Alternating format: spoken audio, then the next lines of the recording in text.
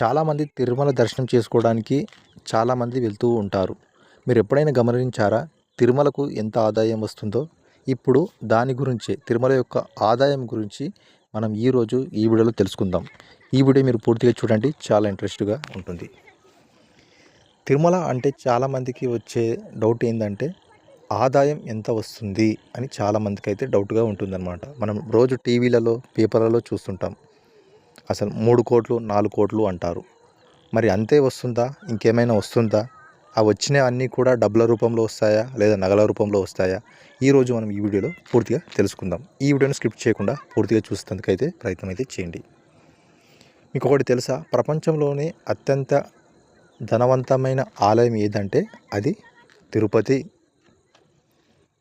చాలామందికి తెలియకపోవచ్చు అనుకుంటా, బట్ ఇప్పుడు తెలుసుకోండి. ప్రపంచంలోనే అత్యంత ధనవంతమైన ఆలయం తిరుమల లేదా తిరుపతి. ప్రపంచంలో ఎన్నో ఆలయాలు ఉన్నాయి, కానీ వెంకటేశ్వర స్వామి ఆలయం కేవలం భక్తితోనే కాదు, ఆదాయంలో కూడా ప్రపంచంలో నెంబర్ 1 స్థానాన్ని పొందింది. ప్రతిరోజు లక్షల మంది భక్తులు, ప్రతిరోజు కోట్ల రూపాయల ఆదాయం. అసలు తిరుమల ఆలయానికి ఏ మార్గాల ద్వారా ఎంతెంత ఆదాయం వస్తుందో ఇప్పుడు తెలుసుకుందాం. తిరుమల ఆలయానికి ప్రధాన ఆదాయం ఉండి ద్వారా వస్తుందన్నమాట. ప్రతిరోజు చాలామంది భక్తులు తమ కానుకలను ఉండి ద్వారా సమర్పిస్తుంటారు. రోజుకు ఇంచుమించు 3 నుంచి 4 కోట్ల వరకు ఉండి ఆదాయం ఉంటుంది. సంవత్సరానికి వేల కోట్ల రూపాయలు అవుతుంది. అదేవిధంగా భక్తులు మెయిన్గా డబ్బుల రూపంలో ఇస్తుంటారు, బంగారం రూపంలో ఇస్తుంటారు, వెండి రూపంలో ఇస్తుంటారు, ఆభరణాలలో సమర్పిస్తుంటారన్నమాట. ఇది ఎవరి బలవంతం కాదు, పూర్తిగా భక్తిభావం మీద ఇవ్వడం అయితే జరుగుతుంది.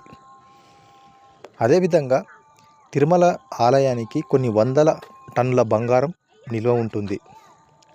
కొన్ని దేశ కేంద్ర బ్యాంకులు ఉంటాయి కదా, ఆ కేంద్ర బ్యాంకులలో ఎవరైతే బంగారాన్ని కానుకగా ఇస్తుంటారో అలాంటి బంగారాన్ని సెంట్రల్ బ్యాంకులలో దాచుతారనమాట. అది వెంకటేశ్వర స్వామి పేరు పైన సెంట్రల్ బ్యాంకులు ఉంటాయి కదా, అందులో దాచుతారు. ఈ బంగారం ఉండిల ద్వారా, భక్తుల విరాళాల ద్వారా, పూర్వరాజుల దానాల ద్వారా ఇది బ్యాంకులలో డిపాజిట్ చేస్తారు. అదేవిధంగా ఈ ఏదైతే దాచారో బంగారానికి, ఆ బంగారానికి కూడా వడ్డీ కూడా రావడం అయితే జరుగుతుంది. అదేవిధంగా మనం ఏదైతే చెప్పుకున్నామో ఇంతకుముందు డబ్బుల విషయము, అదేవిధంగా మీరు ఇక్కడ గమనించవచ్చు, జుట్టు వేలంపాటలో కూడా డబ్బులు రావడం అయితే జరుగుతుంది. చాలామంది తిరుమల వెళ్ళిన వారు ఖచ్చితంగా తమ యొక్క వెంట్రుకలు అక్కడ సమర్పిస్తుంటారనమాట, చాలామంది భక్తులు. అలాంటప్పుడు ఈ జుట్టు వేలం వేసి దాని నుండి కూడా డబ్బులు అయితే రావడం అయితే జరుగుతుందన్నమాట.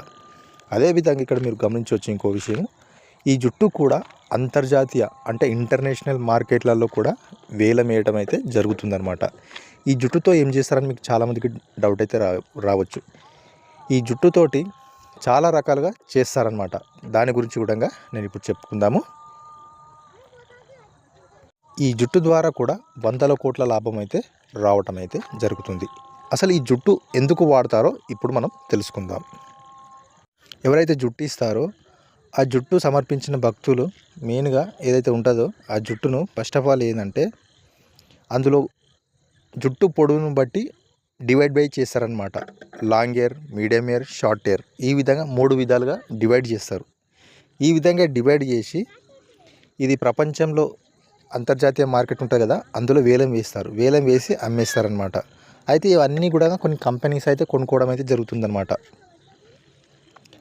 అందులో ముఖ్యమైన కంపెనీలు ఏమంటే vague companies, air extension brands, అదేవిధంగా కాస్మెటిక్ ఇండస్ట్రియల్స్ అయితే ఈ 3 కూడా కొనుగోలు అయితే చేస్తాయి అన్నమాట. ఇంకోటి ఈ కంపెనీలు చైనా, యూరప్, యూఎస్ఏ వరకు అయితే డిమాండ్ అయితే ఉంటుంది. నేను ఈ ఇయర్కి సంబంధించి ఇంకొక వీడియో అయితే చేస్తాను, డెఫినెట్గా అయితే చూడండి.